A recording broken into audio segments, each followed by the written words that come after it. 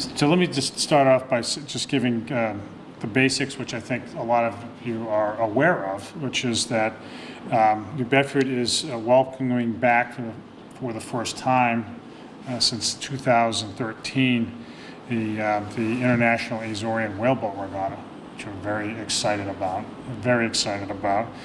This is the 8th regatta. Well, the 8th regatta was in the Azores, and the 7th was in New Bedford. So this is not an annual event; it's every other year, right?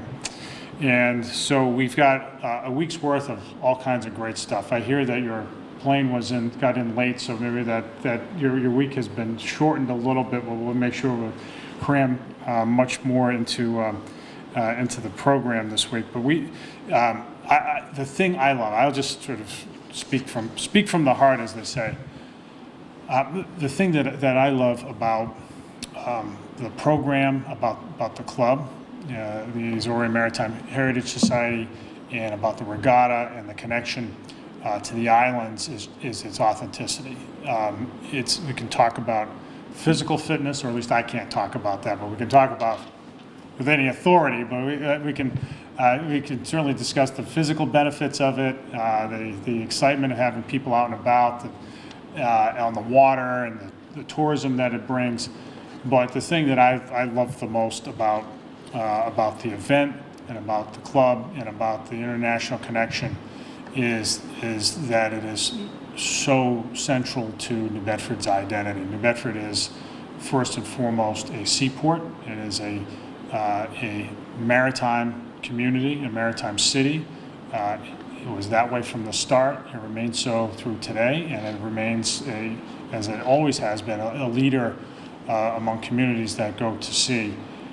We are also, we like to style ourselves as the Portuguese capital of the United States. There are others who might make that claim as well, but not as credibly as we, I submit. And so, and most of our immigrants, most of the Portuguese diaspora that ended up here in New Bedford came from the Azores. So in that way, there's a very deep ethnic connection, very deep cultural connection that is sort of multi-layered, and something that is, and here's the punchline, just so unique to New Bedford. This doesn't work anywhere else in the United States except right here, and that's why we're so enthusiastic about it. And I just want to say, I want to thank everybody who's participated. Sarah, of course, Sarah Quintal, who's the president of the organization, Louise Medeiros, Tony Cruz, obviously have all been big supporters of the club. And I welcome our friends from, especially from Fayal and Pico, who are making the trek here for a lot of fun, but also the opportunity to make some friendships as well, to reignite some friendships, and to celebrate Azorean culture, to celebrate a maritime past, and to celebrate, in an age where we need more of this. You guys, more of connections, more reaching out, more bonding over common perspectives. You guys are making it happen, and we really appreciate that. So there's going to be a lot of fun. There may be some little bit of partying going on as it happens to folks who are out at sea. There's some connection between drinking and being out at sea. It is enduring, and just as well. I think you guys are going to have a lot of fun this weekend, and hopefully no hurricanes to get in the way. Knock on wood. But we're so pleased to that we could do this. So with all that, I want to call up Sarah Quintal to offer a few words, and I welcome our friends from the islands. Thank you.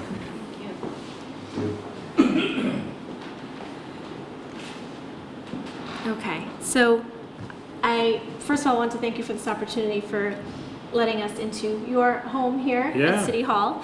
We have José de Mota from Clube Naval Horta and his wife Maria do Céu. They only speak Portuguese, but just as much as we are head over heels in love with embracing our culture and the shared maritime heritage that comes with our whaleboats, the connection between the Azores and New Bedford. They feel it as well, and José is very, very well spoken in how much the Azores appreciates how Azorean Maritime has sort of moved the mission forward of not forgetting that heritage and really bringing it to the forefront. And so when we started talking about this idea of having an international regatta to celebrate that connection and that exchange, it didn't take much to get them on board. And I think they scratched their heads initially at first with, why bring out these old boats? But pretty soon it all made sense, and it was this very real connection that we have historically, but that we can continue to have in the present day and into the future. And so, estou dizendo, como o Sr. José Decmota estava explicando, quando estávamos no rádio WJFD, we interviewed with WJFD yesterday morning, and we were on Facebook Live there. You must have been pretty tired at that point. But José spoke very eloquently about that connection and how this is very much a shared friendship, that the intent is to have many more of these regattas and to build more boats and to certainly not lose that love for the heritage and the connection, to continue to celebrate it. So, muito obrigada para os nossos amigos que venham por isto e para nós continuar esta regata muito ao futuro. So we have something from the city to say, "Oh, regatta." So we have your choice of colored hat. So I don't know if you have. So. Chaperos. All right, whatever. Yeah. You know what I'm talking about. Baseball chaperos, right? But we have that. We hope you'll remember us by that. But we'll be seeing you, José, this weekend for sure. It'll be a good time. I think the weather is going to cooperate. And we also have now, so for this regard, we have the Cove Walk where people can watch from. So I think that's an important thing for folks to know. You can watch the races from West Beach, and you can also watch them from over on Padenham Avenue, over by where you guys launch, as well as from the Cove Walk. So there's lots of cool stuff down on the peninsula this weekend to check out. But it really is. This is cool stuff. This is really neat stuff. So the more of this, the better. And we want you to, we want to continue this as a strong tradition. And we're so pleased to that we're already up to. This is the 9th one. Is that, so we're very proud to be part of it. We thank you for making it here.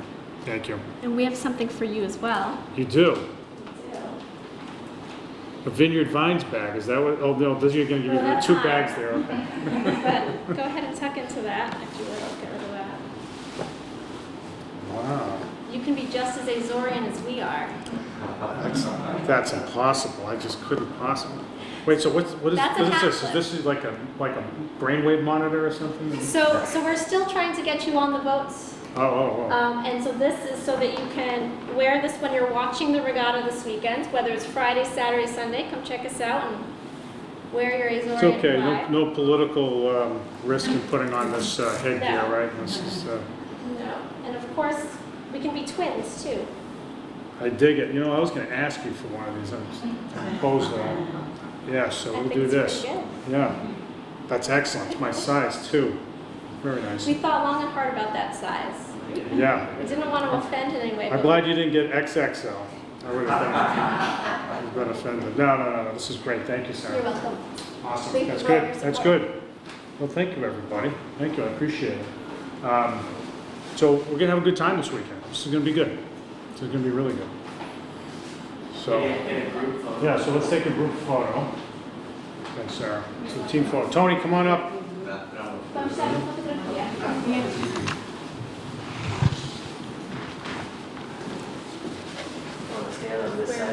He's doing Vineyard Vines too. Look at him. Yeah, look. We got to do it in Bedford Vines with like a harpoon piercing the sperm whale or something. That's actually the landing gift shop. They make them in house. It looks Really? Vineyard Vines, but it's the landing. Is it really? It is.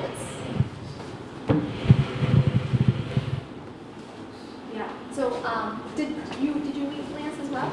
So, do you know the significance of Lance Lee as well? You're going to tell me. I am going to tell you. So, Lance is our keynote speaker tonight because we wouldn't have this whaleboat resurgence without Lance. Lance, so should we propose on him to come up to the lectern? I think we should. If you'd be Well, willing. he's going to give the keynote. You want to say a few words? You want to keep your powder dry for tonight, Lance? Would you like to say a few words?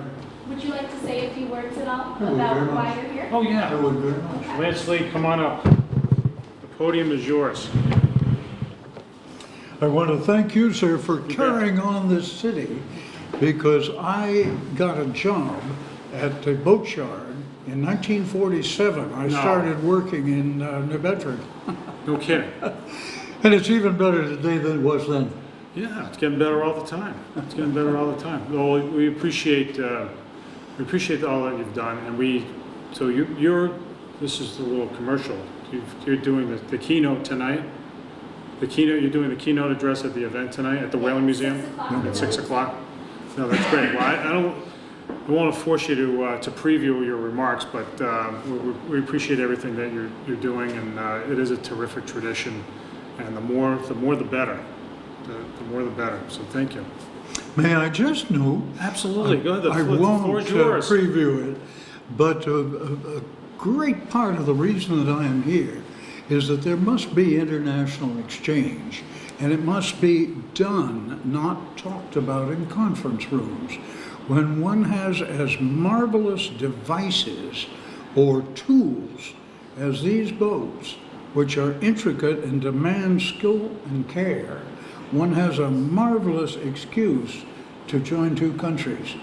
And I am proposing what has happened in this organization for 20 plus years to the International Congress of Maritime Museums as a model in other regions and other countries to draw the people together. Yeah. And that's really why I'm here. I don't know whether I'll get away with that, Sarah. Thank you, sir.